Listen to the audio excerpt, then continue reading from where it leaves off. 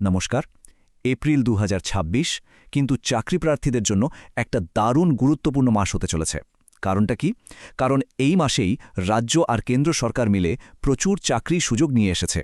তো চলুন আর দেরি না করে এই অসাধারণ সুযোগগুলো সম্পর্কে একটু খুঁটিয়ে জেনে নেওয়া যাক। হ্যাঁ, ঠিকই। সরকারি চাকরির প্রস্তুতির জন্য এই মাসটা কিন্তু একেবারে যাকে বলে একটা গোল্ডেন পিরিয়ড।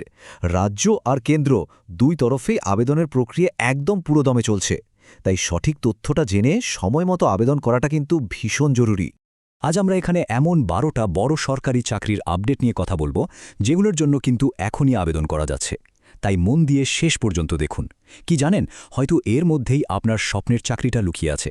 আচ্ছা, তো সবার প্রথমে আমরা সেই সব চাকরি নিয়ে কথা বলবো যেগুলোর জন্য ন্যূনতম যোগ্যতা হল মাধ্যমিক পাশ।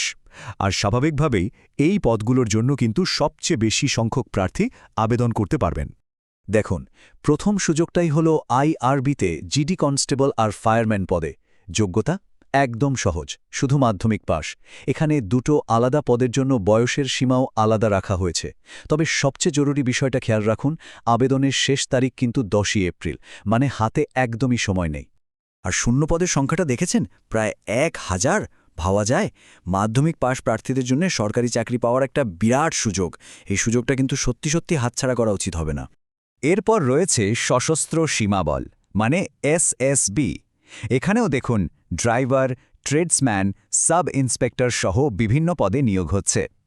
মূল যোগ্যতা 10ম শ্রেণী পাশ হলেও হ্যাঁ, কিছু কিছু পদের জন্য কিন্তু আইটিআই, ডিপ্লোমা বা ড্রাইভিং লাইসেন্সের মতো অতিরিক্ত যোগ্যতা লাগবে।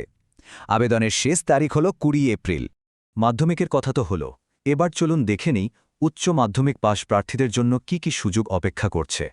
পশ্চিমবঙ্গ মিউনিসিপ্যাল সার্ভিস কমিশনে কম্পিউটার অ্যাসিস্ট্যান্ট পদে নিয়োগ চলছে। এখানে উচ্চ মাধ্যমিক পাশের সাথে একটা কম্পিউটার ডিপ্লোমা কিন্তু থাকতেই হবে।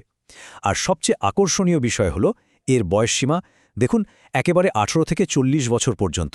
বেতনও বেশ ভালো, শুরুতেই 18 থেকে 22,000-এর মধ্যে। এবার আসি গ্র্যাজুয়েটসদের কথায়। যারা স্নাতক বা গ্র্যাজুয়েশন কমপ্লিট করেছেন, তাদের জন্য কি কি দারুণ সুযোগ অপেক্ষা করছে, চলুন সেদিকে নজর দেয়া যাক।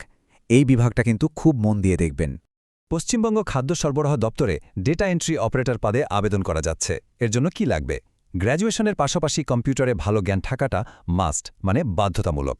বয়সসীমা রাখা হয়েছে 21 থেকে 35 বছর। এবার দেখুন, ডব্লিউবিপিএসসির দুটো হাই প্রোফাইল পদ। একটা হলো কেমিস্ট, যার জন্য রসায়নে মাস্টার্স আর 2 বছরের অভিজ্ঞতা লাগবে। অন্যটা ডেপুটি ডিরেক্টর, যেখানে টেক্সটাইলের ডিগ্রি বা ডিপ্লোমা আর পাক্কা 10 বছরের অভিজ্ঞতা প্রয়োজন। তবে একটা জিনিস খেয়াল করুন, আবেদনের শেষ তারিখগুলো কিন্তু একদম কাছে চলে এসেছে, 9 এবং 14ই এপ্রিল। আর এই পদের গুরুত্বটা শুধু বেতন দেখলেই বোঝা যায়। ভাবুন একবার, চাকরির শুরুতেই বেতন 56,100 টাকা থেকে। যোগ্য প্রার্থীদের জন্য এটা যে একটা অসাধারণ সুযোগ, তা নিয়ে কোনো সন্দেহ নেই। এরপর আসছে এসএসসি সিলেকশন পোস্ট ফেজ 12। এটা একটা বিশেষ সুযোগ। কারণটা কি জানেন? কারণ এখানে মাধ্যমিক, উচ্চ মাধ্যমিক এবং গ্র্যাজুয়েট এই 3টে লেভেলের শিক্ষাগত যোগ্যতার জন্যই কিন্তু বিভিন্ন পদে আবেদন করা যায়। আর এর আবেদনের শেষ তারিখ হল 30শে এপ্রিল।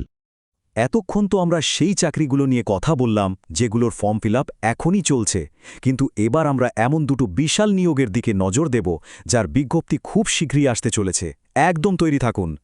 তো মনে এই প্রশ্নটা আসতেই পারে, তাই না, যে তাহলে কি সবচেয়ে বড় নিয়োগগুলো রেলওয়ে আর এসএসসির তরফ থেকেই আসতে চলেছে?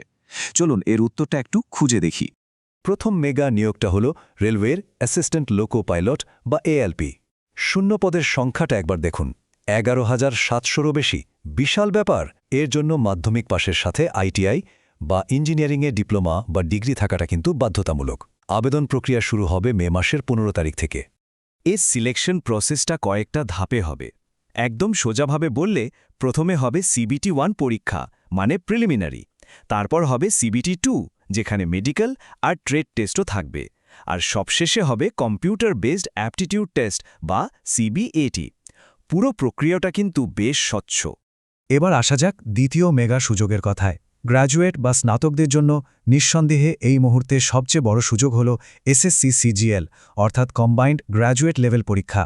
এই একটা পরীক্ষার মাধ্যমে কেন্দ্রীয় সরকারের বিভিন্ন দপ্তরে কি দারুণ সব পদে চাকরি পাওয়া যায়।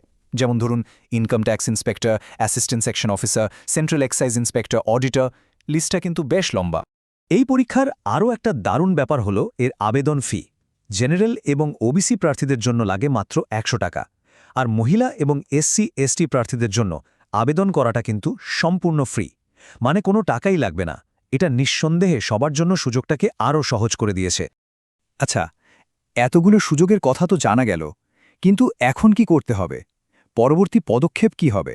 চলুন এবার প্রস্তুতি নিয়ে কিছু জরুরি কথা আলোচনা করে নিই। একটা বিষয় মাথায় রাখা খুব দরকার, যেহেতু নির্বাচন পর্ব শেষ হয়েছে, তাই আশা করা হচ্ছে যে রাজ্য এবং কেন্দ্র দুই সরকারই এখন বড়সড় নিয়োগ প্রক্রিয়া শুরু করবে। তার মানে সামনে আরও অনেক ভালো ভালো সুযোগ আসছে। তাই আর এক মুহূর্ত দেরি না করে এখন থেকেই পড়াশোনা শুরু করে দিন। বিশেষ করে অঙ্ক, রিজনিং আর জেনারেল নলেজ বা জিকে, এই 3টে বিষয়ের উপর জোর দিন, কারণ এগুলোই কিন্তু সাফল্যের আসল চাবিকাঠি। শেষ করার আগে একটা প্রশ্ন রেখে গেলাম। এই যে এতগুলো সুযোগের কথা বলা হলো, এর মধ্যে কোনটা আপনার ভবিষ্যৎ হতে চলেছে? একবার ভেবে দেখুন আর আজ থেকেই প্রস্তুতিতে নেমে পড়ুন। সবার জন্য অনেক অনেক শুভকামনা রইল।